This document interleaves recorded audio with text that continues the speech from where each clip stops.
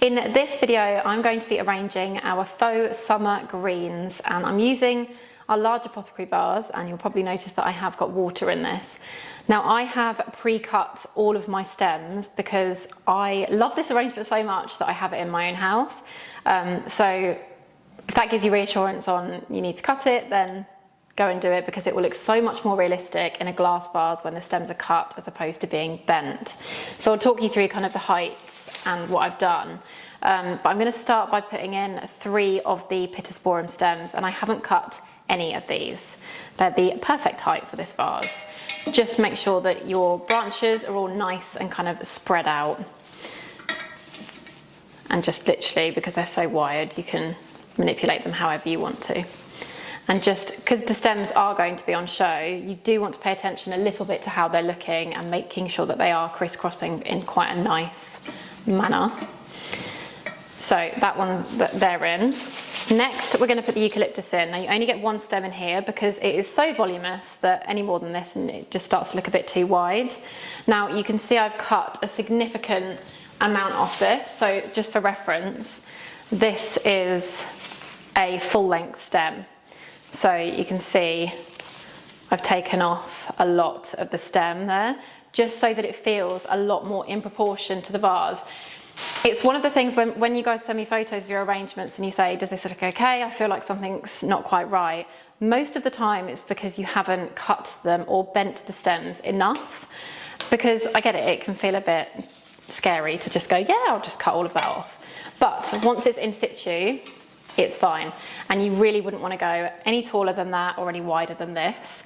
As a rule of thumb, it's kind of 1.5 times the vase, so that is really our highest point there. And it's just adding a lovely different shape and tone of green to this arrangement. Next, I'm going to add in the Limonium. So you've got 3 of these. And if I just try and show you how I've cut these. So I've got one that's full length, one that's medium, and one that's a bit shorter. And that's kind of what I've done with all of these, to be honest. So the shorter one I'm going to have kind of towards the front of this design, and just making sure that it kind of connects the vase to the flowers. And then the others, I'm going to have one on this side, and again making sure that they're crossing nicely in the vase, just so that you're forming a nice shape. It's not the be all and end all.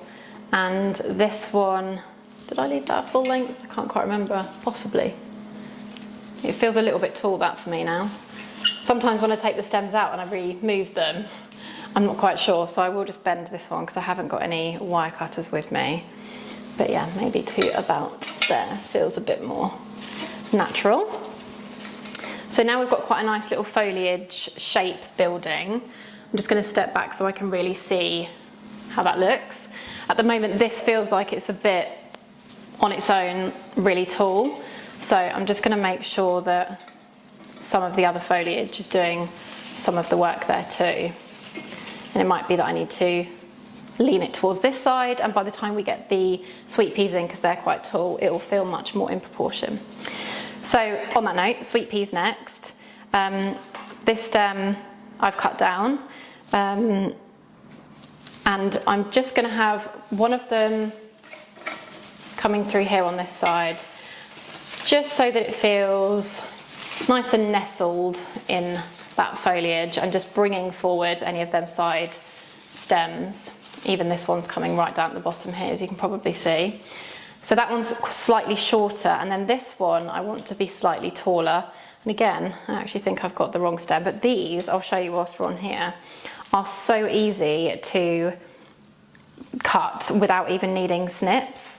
You can, if you just bend it back and forth in that kind of motion, it will very easily come off. So let's try that, that feels a bit better. And then this will hopefully help that eucalyptus feel a bit more in proportion.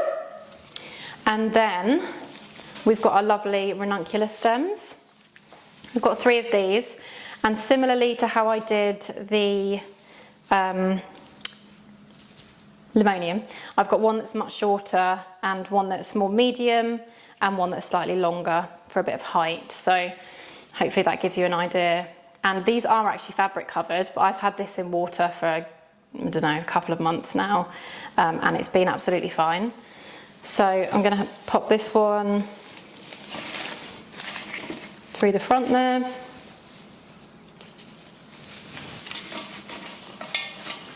This one around about there. And I don't want all of them facing like right towards me, so you can really kind of move them stems just to make sure that they're facing in different directions. And then last but by no means least is our taller one over on this side to kind of complement that sweet pea being tall as well. And I think that'll look nice, kind of basically pointing to the ceiling, which flowers do. And you kind of get to see the side of the lovely detailing on the petals instead, which is quite nice. And then last but by no means least is our lovely wax flower. Just going to add loads of pretty delicate texture, and again, like it kind of brings all the whites and greens together. And again, I've gone short, medium, longer on these.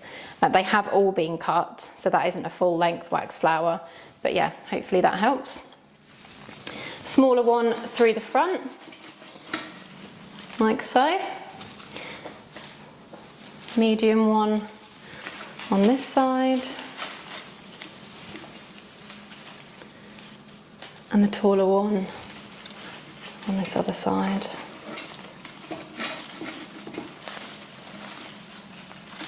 Something like that, and I can see behind that one of my limoniums just moved, which is completely normal when we're adding in all the other stems. So you just want to kind of pick anything back up that's moved or twisted.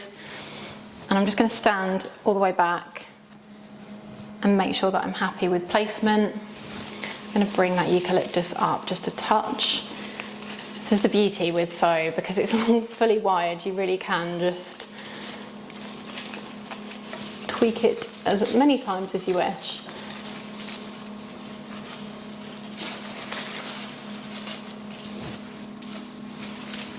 Something like that, I think.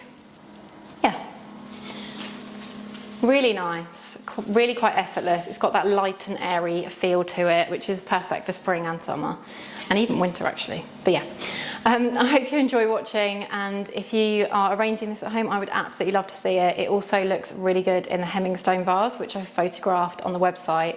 And if you're using the Hemmingstone vase or something slightly taller, you may want to raise it up from the bottom with some crunched up paper from our packaging or something, just because the Pittosporum stems are the shorter ones, so you just want to give them a bit of a boost. But yeah, otherwise a really lovely, effortless arrangement.